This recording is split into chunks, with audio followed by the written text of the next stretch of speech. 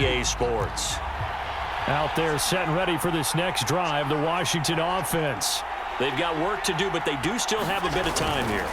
And they've got to feel comfortable with that, but they have all their play sequences called. If they get out of bounds, that allows them to huddle and call another play, but if they don't, it's hurry up to the line of scrimmage and either spike it and stop the clock or continue to move it downfield in order to try and get in range and win this game. See if they can do just that. The run got 4. Now they deal with a 2nd and 6.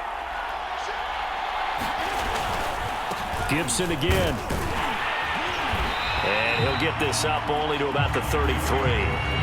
They'll get to the line here, but remember, it's also 3rd down.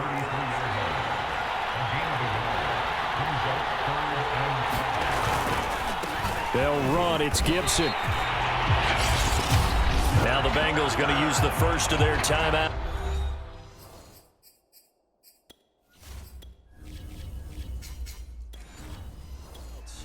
As they get it right at the 32nd mark of this 4th quarter. Here's Tressway now as he's on to punt for the first time tonight.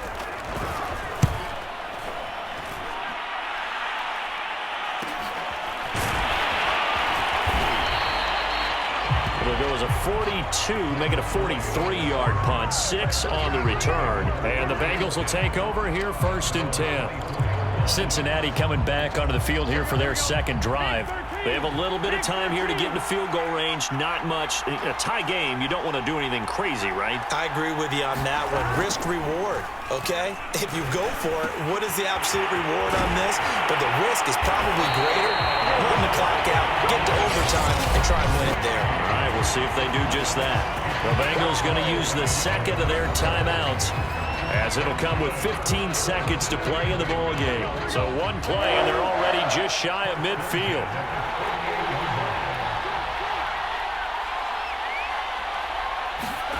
Throwing, Burrow. And he can't get a throw off. He's taken down. What a huge play at this point in the game.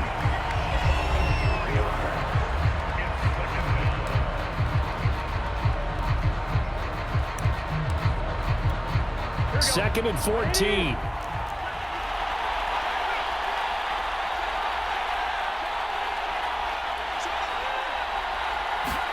Now Burrow.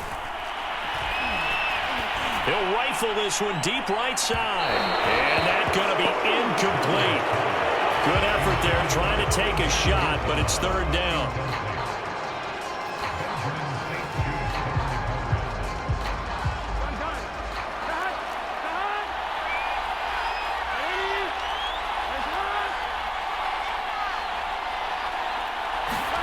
To throw, Burrow.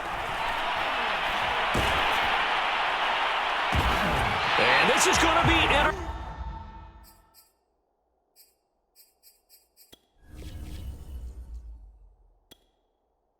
intercepted.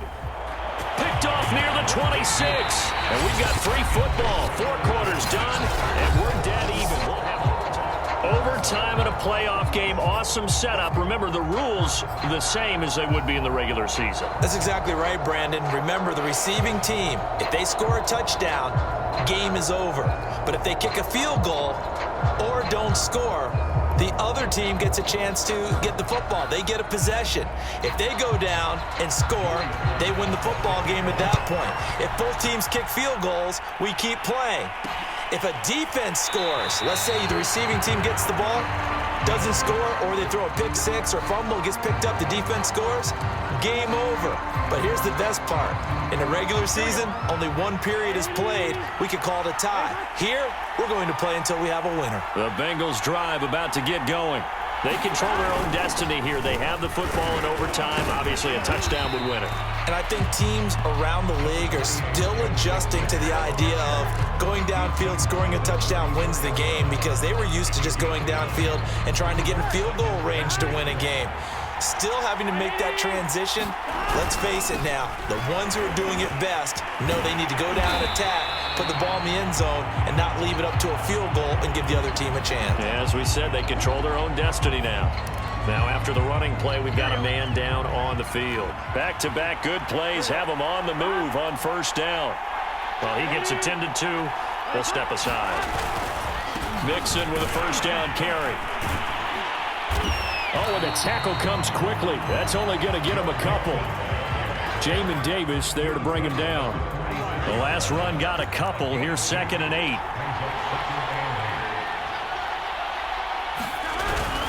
Here's a give to Mixon. And down he goes at the 49, a 3-yard pickup. Whistles come in and a timeout. Just 8 seconds left in OT. And they need 5 yards on 3rd down here to keep this opening drive of OT alive.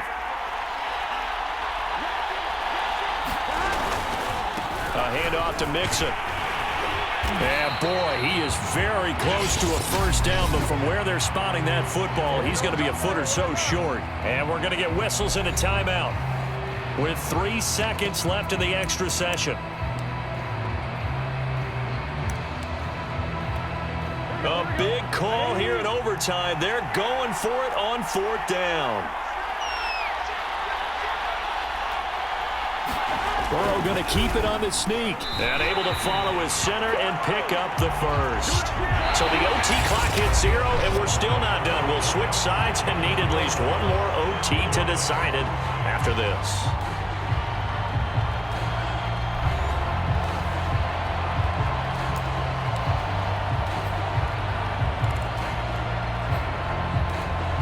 All runs on this drive so far. It's 1st and 10.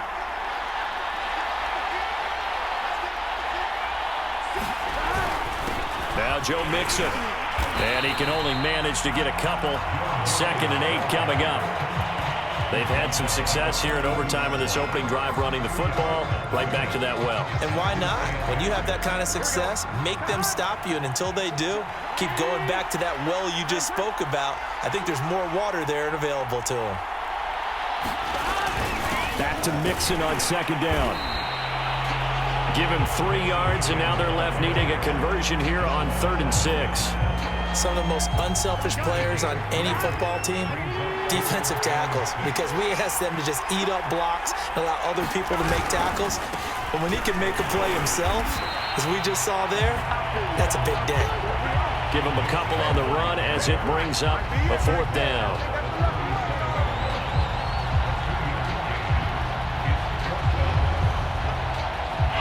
Overtime, how about 2? We need another. We're still even. We'll switch sides and have that 2nd overtime in just a moment.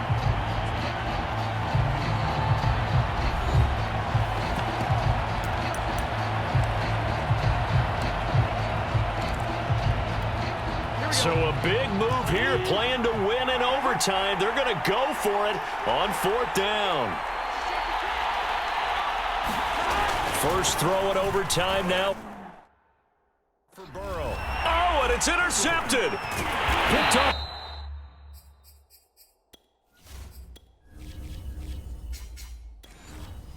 By Jamin Davis.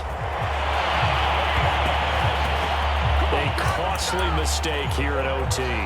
And you know what they say, when you throw an interception like that in overtime, you don't usually get a chance to throw a 2nd one. I mean, I'm not sure the analytics on it. Let's ask Marvin, our statistician, to ring that down for us. That's typically how coaches and teams feel about it. If you throw one, you likely cost yourself the game. And he'll muscle his way up to the 43 for a pickup of right around 5. That's a really nice, tough run inside, and they gained 5 yards on it. And to be frank about it, most offenses don't expect to get 5 yards on a play call like that. So when they do, they go back to their huddle with a little pep in their steps. They're starting to think that they're starting to dominate the line of scrimmage. They'll say no gain on the play there, and now it'll be 3rd down.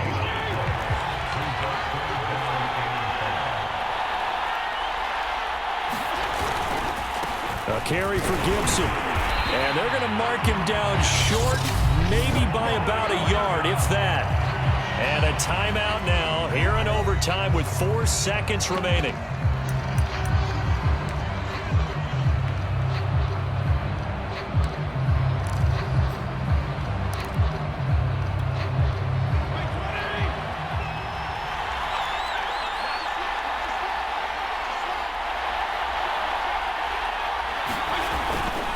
They'll go.